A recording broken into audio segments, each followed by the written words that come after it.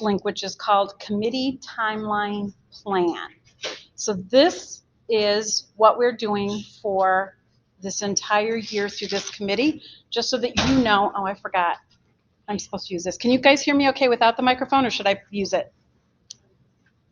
You're fine? Okay. Oh, yay. Thank you.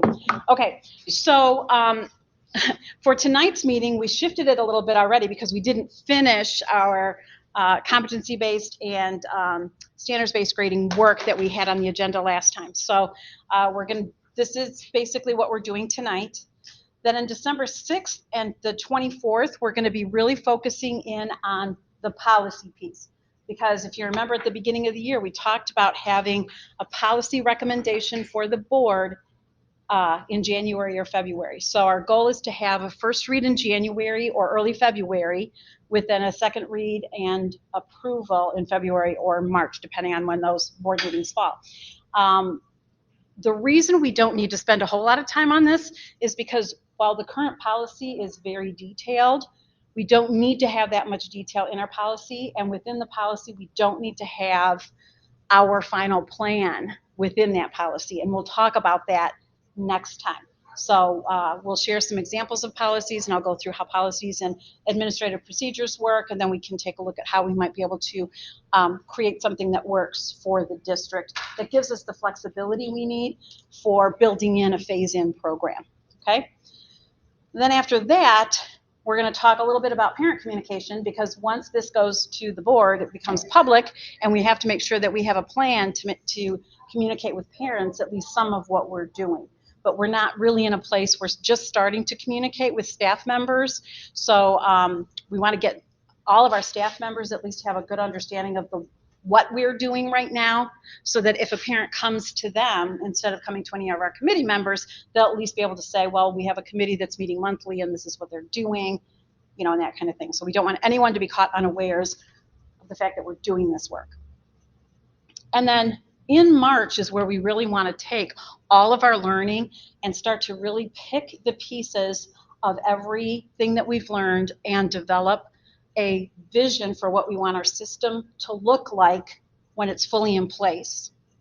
And then we'll look toward an implementation plan for phasing things in over the next 3 to 5 years. So you see how that goes through April. And then we'll finish that plan in April and start building some professional learning around that. Make sense? You have a good idea of where we're going and how we're getting this work done? Notice May 23rd doesn't have anything listed, because when we don't finish some of these things that are planned for these meetings, we have room to finish things up on May 23rd. And we'll see what our next steps are from there. Okay? If you have thoughts or questions around that, you can let me know now, or you can send an email or put some comments on this document if you need some clarification.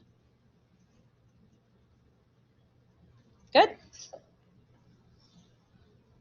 All good, thank you. Okay, so coming back to our agenda, we're gonna go ahead and start our book study. So let me get this going here.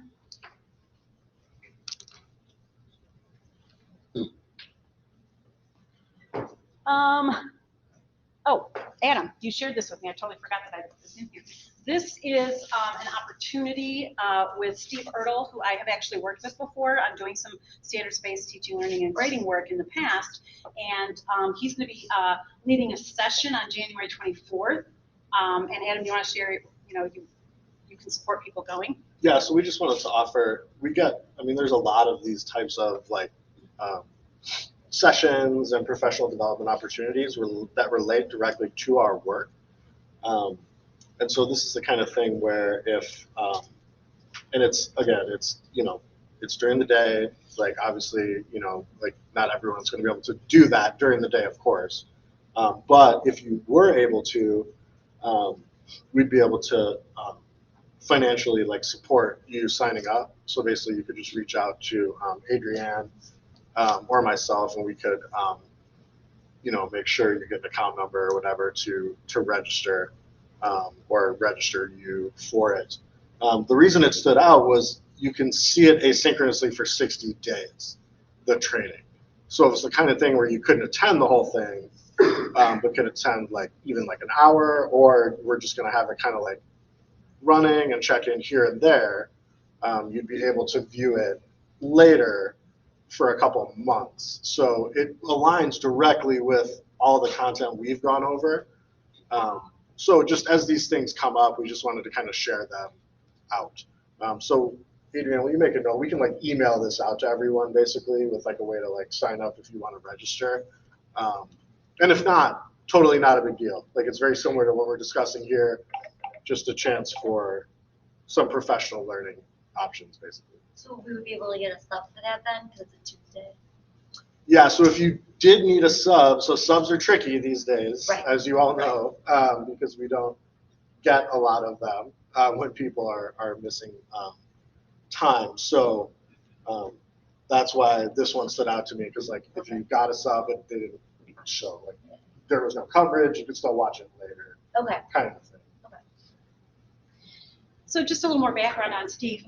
The work that we were doing together was in DeKalb District, and it was with the middle schools and building a system for the middle schools. He starts with really looking at what foundations and systems need to be in place in order to move toward a quality standards-based grading system. Now, he focuses explicitly on standards-based grading, but he starts with laying the foundation, as we talked about earlier this year, that any of these systems requires a strong standards-based, proficiency-based, or competency-based learning system, which he then also talks about a guaranteed and viable curriculum.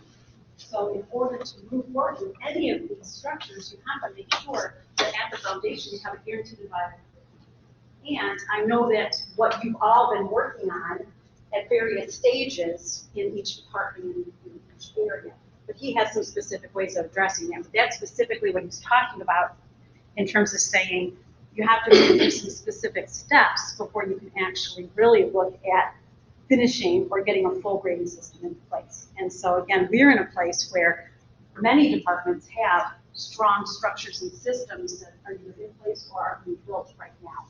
So I think he'll be very informative and entertaining as well. So again, here's our agenda, our participant folder. These are committee norms. This was the work plan that we just took a look at. So now we're going to talk about just do our book study. So at your table, again, we're going to have the same kinds of discussions around these chapters. So for today, you were attempting to read chapters 5 through 7. And there's some questions up here that you can use at your table if you'd like. Or you can just talk about what resonated most with you, or things that were confusing or that you don't agree with or that you have questions about, okay? So in looking at the clock, it is 6:10. We're gonna have this discussion for about 20 to 25 minutes and then come back together and share out some points. If you look at our note-taking doc, there's a section for each table to capture your notes from your discussion. Oh, I didn't have to do anything in high school or junior high, and I got a 50. So what's your response? Yes. A Yes? 50 is still an F. What? A 50 is still an F. It's basically like 0, But it's saying that I did something, and I didn't do anything. We've had that conversation, right? Yes, you and I have We had need this to a mark long it time. as, what do I have? When do I have enough evidence? When do I have no evidence? That is promoting somebody to work, right? Like we talked about it being owning our own learning.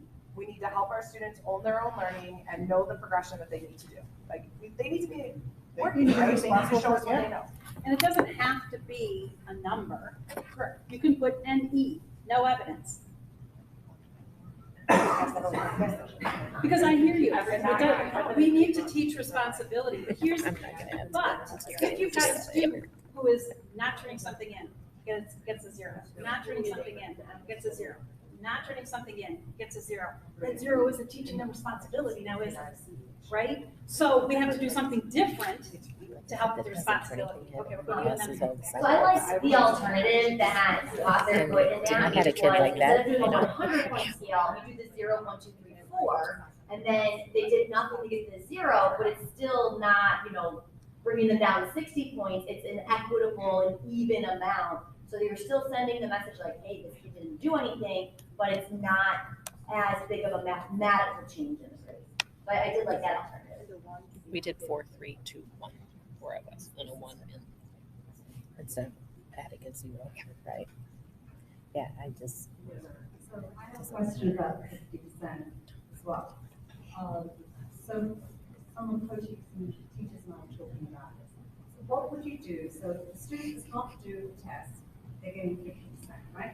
Was trying to get back to, and I said this in the steering committee, so I apologize, like focusing on like that learning piece of it. What did they learn? What's their learning? And that grade will kind of coincide with that. And if they really truly didn't take the assessment, if they really truly weren't in your classroom, then we need to have an opportunity, and we've talked about it a little bit, to mark it in a different way. Is it missing? And I think we're kind of, so if we could come, if we could come up with that, then I feel like it might address the concerns that we're hearing there. And yeah, it's solving that, like they're not getting a 0, insufficient evidence, incomplete, missing. I don't know. And I feel like that's something we can come up with as a system to be included in this, you know. I just want to like ask one question. How would it affect the grade then? Like if someone, they went in, they have 100s or 95s and everything, they have an A, and then they just didn't do a test and it's like missing, would they still have an A? Like would it just not count? I think it, and again, I think that's something we'll have to talk about. It may depend on how many of those they have. Like if it's 1, then we're going to work with you as a student to like, hey, you weren't here for this assessment. What can we do to make sure I have evidence that you have this learning or don't have this learning? You know, like it's going to become down to like an individual, you know, sort of a case by case situation of like, we need that evidence so that we don't end up marking you as like incomplete. Right. Like if they didn't do it, but they know all the material, they just went there or something, then you can't mark them down for that. I mean, correct. Absolutely. Like, I think the goal is still like, we want your evidence of the learning. It's not like, sorry, you weren't here Tuesday. I gave that assessment on Tuesday. You know, like we all hopefully know that we would be very flexible. I think it's like marketing a portfolio, right? If any of us were in a job, we would have multiple things that would be required for any project that we were assigned to. If I finished 4 of the 7 things, I'm not failing. I'm not finished. I'm not done. I can't check off the project. But it's like our grade book, I think our brains are stuck in a grade book that's always reporting a grade on the right-hand side, as opposed to thinking about this is a progression of learning and how can we report differently. it's not an instantaneous. Right, or like a one and done. Student, the way that I would see that is that, like, depending too on the way that we grade it, where like it's gonna be important because me, like, if I were to have like, say a 96% in the class, and if I don't do an assignment, then I'm like, oh, well, if it's not gonna go in the grade book either way, like if it's missing, like if I don't go to school that day, then I'm like, oh, I'm cool, my grade's gonna stay the same.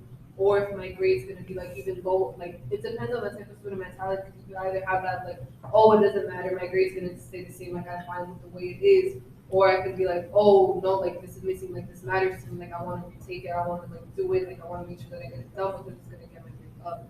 So it's also like that same thing, like where we have to pay attention a lot to how we are, like if we do have that missing, that incomplete, like needs more evidence, like the basing on that scale and how it's gonna end up going in the grade book, depending on the student mentality, it's gonna end up very well.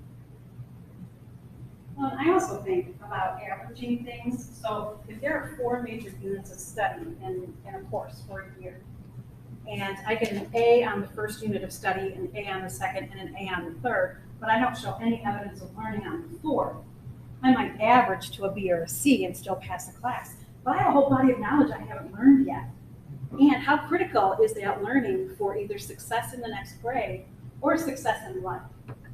So we have to be thinking not about that. We want to, but that's a hard shift to make because it's always been on the right? That's always been.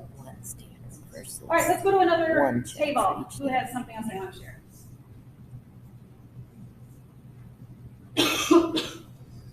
Okay, this table. Who would like to share something? Okay. Okay. I was like, you're already sure. I mean, I don't know, this group talked about a lot. Oh, sorry. This group talked about a lot of different things. I mean, we were looking a lot at this idea of like students receiving that skilled information, like what skills they need to be successful, and that's something that standards-based PC connected communicates a little bit better. On the flip side, we also talked about the negative of that. Sometimes parents would struggle to interpret some of the standards that are in the grade book. And so just like taking the pros and cons of that and making sure we're addressing those once we create the system, because elementary school, when you have those skills, I think they're understandable, but then once we get to like zoology class, parents maybe don't understand some of the standards that are being presented. And so how can we still make sure it's coherent to students and parents, guardians?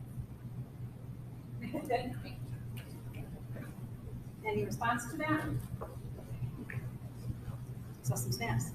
I think that also falls in line with the students as well. Them understanding, I haven't met this this benchmark at this moment for this grade or the standard, and what that means. Like, you didn't meet it here, but you still have an opportunity to demonstrate that at a future point in time.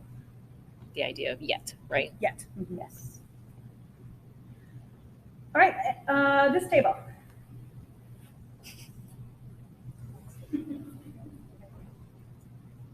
Regarding the question about how ready do we feel to, embrace the things that the book is espousing, I think most of us are at our table agreed that a lot of teachers and a lot of buildings are already doing a lot of these things. They have a lot of the pieces in place already.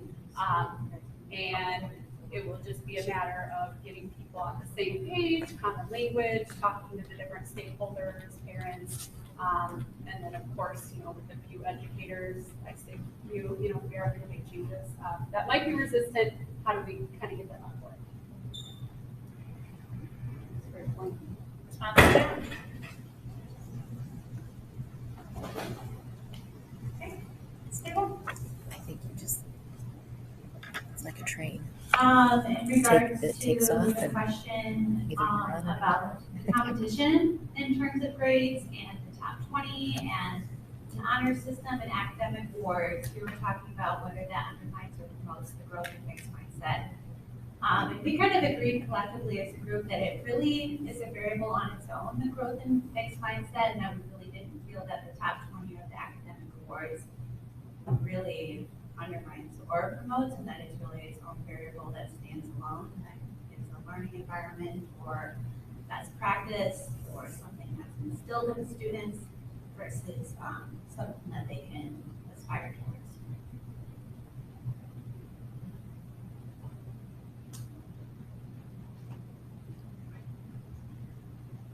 I agree and disagree with that. Like, I agree with most of it, but at the same time, if you're really close, but you didn't quite get on top 20, you're like, oh, I really want to get on that next year, next time, you can try and do better. Or if you're not on it, you can be like, oh, well, I didn't make it, so it's not worth it. Like, you can honestly, depending on the kind of student, it could go either way, or it could not. If it doesn't matter, you're like, I'm good with my grades, and it could not matter. But depending on the student, you could really want to. If you're so close, but you didn't, you're like, next time I'm gonna try harder.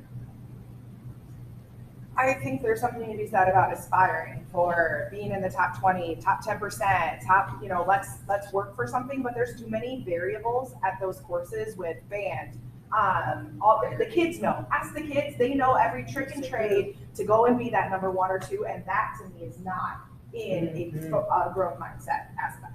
But I can see how as a whole, top 10%, let's celebrate academic promotion, right? Like academic strengths, but I don't know that maybe a 1 or a 2 is in growth mindset. But something also to think about at the collegiate level, a lot of times, like if you're at like a 3.9 to 4.0, you're at magna cum laude. Thank you. And then like there's like 3 different levels, and like that is a personal growth. Like I attained at the college level, I was like, I want that one. Like I'm gonna aim for that one, and I'm gonna work my butt off on these classes that I have to do to get my degree and to earn it with honors. And like graduating high school with honors, how is that any different? Right. Competitive mindset is the top 10 students or top 20% or whatever it is. That is competing with your peers. Wouldn't it be okay if all of our kids were able to graduate summa cum laude or whatever phrase, rather than like, I was number 11 in my class. I only had 100 people in my class. Well, you're out of the top 10% because you took pre-calc and they took home ec. It's about learning. Awesome. Right? What you're talking about is about learning, and it's your learning pathway, and you've met your pathway based on a certain percentage of that. Yeah. Like a 3.8 GPA. Right? And we offer so many awesome electives for students to take, and at that point, you can choose to take a full senior year of electives, and that's a lot different than taking a full senior year of AP classes. It is just different. It's different. Well, and looking at that from, you know, the elementary point of view or middle school, I mean, that can look different. I mean, as a parent, I saw how my son was starting to be tracked along, you know, and as a parent stepping in and saying, no, that's not the track. But if you don't have that benefit, then, you know, will you ever make it to that point where you're wearing the cord? Who knows? So I was thinking about even just so from an elementary perspective, like even when we do say like friendly competitions around like, hey, we're gonna reward the class that gets the highest number of, you know, whatever, like on the test or like the most achieved articles this month or whatever the thing is. You know, I think we do that in a good way. We want to motivate behavior. We know that there's passion to do this work and what we want them to be able to do and know. But it doesn't set that up for them. And so, like in the chapter, one of the things it said is like grading when it's variable. That's like setting a moving target for our kids. And what we really want them to be able to do is say, I know I need to go here, and like this is a tool that helps me go there, so I'm going to keep working at it. But when you combine that with then competition against the other classes and the other kids in your class, now you're like, it said something about like, it's all the people stumbling in the dark, like competing against each other. And I just thought that was a really powerful kind of metaphor because it can be that way. And so I think any kind of competition can actually be healthy or good potentially. It's like athletics, like there's all kinds of ways you can compete. But as long as you own in your power, like the ways in which you can actually have success, and that a lot of the success really is with yourself. You know, you're competing with yourself more than anyone else for the most part. So just making sure we're encouraging that. Yeah, like the bench warmer. Do colleges use class rank a lot still? Scholarships. Scholarships, money. That's a different, yeah. But not an acceptance rate. No, I'm going through it right now. So my daughter, the difference between being number one was a full ride, but she's number 4, but she took more challenging classes at BHS, but because that number on there isn't a 1, she won't get the full ride. So now we have to wait for FAFSA and that to play out to see what the number is going to be. So it is still college. It talks, it's money. There's a lot of schools that went away from it. So what are they doing for scholarships? Yeah, so, I mean, we are definitely in the pretty significant minority in ranking kids still. Yeah, so what are the local schools in Illinois doing? What most of those do is they use like those like college level achievement bands, so like magna cum laude, super cum laude, whatever. So, ranges. and I have it written down somewhere because we were talking about this, not like for next year, but someday here, needing to probably have that conversation and just kind of look into it, where you basically have like a top 5%, and that's an award. And then like you pick someone out of that group to speak at graduation. So like there's not a valedictorian, there's just some people apply out of the top 5% to speak at graduation. Maybe it's the best speaker. You know, and then there's like the next, you know, there's so everyone still, so, and to Jackie's, so like everyone still has a GPA. Like I talked to the principals at the high school about this. All of those kids still know who's 1, 2, 3, 4, 5, 6, 7, 8, 9, 10, basically. Like whether we assign them a rank or not, like they're calculating it. Everyone still has a GPA like on the grade report and in the Infinite Campus portal. So they can still like compare it to everyone else. Like, do I have the highest GPA of everyone or does someone else my second or third? The thing about scholarships is, I think because we rank, like the irony of that is, and I'm just my inference, I don't know this to be true, but because most school districts don't rank, it's not harming their kids in terms of scholarships because they're able to say, I was top 3% or top 5%. Because we rank, it actually is worse to be number 4 than number 1 versus all of those kids were just top 5%. So like one of the arguments to not rank is we're actually hurting our kids' chances of getting scholarships because of the way the scholarship assumes we put value on those rankings because we give them. Whereas like most of us really don't. The one thing about this, the other side of this coin though, is like we have kids in high school competing to be 1, 2, 3. So like we can't just pull the rug out from the existing No. senior You class, have to right? phase So, it in. you know, it would have to like come over time. But, so just to throw this out there, since we're talking about it, transparently, like if I had a magic wand, which I absolutely do not, that's one thing I definitely know for sure, that I've learned as an administrator. We could put that into our recommendation from this group, like into our policy, like effective with the freshman class, or the graduate, what would it be, the graduating class of 20, whatever. We are going to convert to a system of, and we still have to rank all the kids because we still have to put everyone in top 5%, the next 10%, the next 10%. But we would not officially assign individual rankings numerically, even though they would still exist. Like that document would exist of who's 54 and who's 75, whatever. Or we could do the other way they do it instead of by percent, and this gets to the question of like, what's equitable? So is it by percent, or is it just we rank everyone and you were just top 10 and we don't say who was 5 or 6? Or were you 11 through 25? Or were you If you're gonna 26 rank them, through you 50? may as well.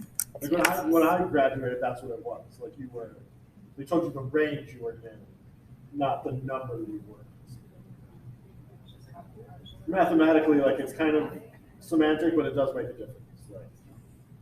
You have to put in the data, like I'm 30th out of 100. You still have to put in your total class, so they are able to calculate the percent. We could do either one. But No, they I may mean, not on know which scholarships, number like they they care are. about not just you being 2, they also care that we have a class of 876. Right. Number 2 in a class of 10 is different than number 2 in a class of 800. But they're Right, but they, calculating the like, percentage. that's what I wanna know. Like, I know, I need to see there's a applications, ton I of guess. High schools around us that are, like, what are their, So that's what I we should think the problem is investigate. like because we're communicating like your scenario. It shows up on the transcript as soon as it's on Correct. the transcript, Yeah. it's free game. Then Right, but that's what, like, what are other schools Like, are navigating that without So their whatever's on their transcript doesn't list transcript. like what number they are. Their transcript would say Right, but the top transcript's gonna 5% tell you how many students are in the class. or top 10. Like, But for some of those and scholarships, it's working at other schools, like, that's what I'm trying to get. well, and so like for some of the scholarships, it really doesn't matter like how many kids there are. Like, you actually don't get more. Like for admissions, it matters, but you don't like if I'm top of my class of like 500 versus top of my class of 1,000. If I'm like third in the class of 1,000, but top of the class of 500, that second person is getting a scholarship just because they were top of the class. So like because we're assigning these individual rankings, we're like attaching value to them that like people are using in their decision-making calculus, whereas other kids, you know, they're not applying with that because most other schools don't do this. So as we move. Good point. So like going back to like that same conversation of things like scholarships, like when we're applying for colleges, like me as a student, I'm in a lot of clubs, I'm in like extracurriculars, I'm doing sports, and I'm doing that because I know like from what people have told me, like they told me get involved in high school, like do as much as you can like outside of the schoolwork, like outside of your homework and that. Like I focused a lot on doing because I want to be able to put that, oh, like I did so I did key club, I did this and this and this, and like because I want to be involved in my community, like I feel like to me, I feel that that's like equally important to my grades because I feel like now like certain colleges that I see like, oh, like they're not requiring like the SAT, now they're not requiring this and this, like they're not paying attention to your GPA as much. And like for me, like that resonates a lot too. Where is it really just that like to our students, does their GPA matter that much in comparison to the rest? Like where we're dating like a student who are like, oh, they're in top 10, but then there's these other students where like they took the same classes, they got the same, like or nearly the same grades or just a bit below, but at the same time they were doing so much outside of school and like extra for the school, but they were still helping to improve. Like me, I'm here because I want to improve my grades for me and for my peers. I want to help this like make this better for the next generation, especially for everyone else. And I know that this is gonna like really better my application. Coming back that the students who are here tonight were also part of our Portrait of a Learner process, and many of the rest of you were too. And so where does that come into play? You know, we didn't create a portrait that said we're going to make sure that our students are literate at this Lexile level when they leave Valley View. We talked about empathetic citizens, adaptive learners, critical thinkers. What's the fourth one? Thank you, effective communicators. I'm like, oh man. So just keeping that balance too. And that's exactly what the students were saying. Like they were involved in other aspects and they want to be involved in other aspects besides like just the classwork that they are exposed to. Absolutely. And the other thing we know is that when we're looking at post-secondary options that aren't necessarily college or university, it is those skills that you talked about from Portrait of a Learner and those work habits that matter more to employers and that matter more to some of these other trade colleges or things like that too. So it's not that they're not important, it just depends on your next step and where you go.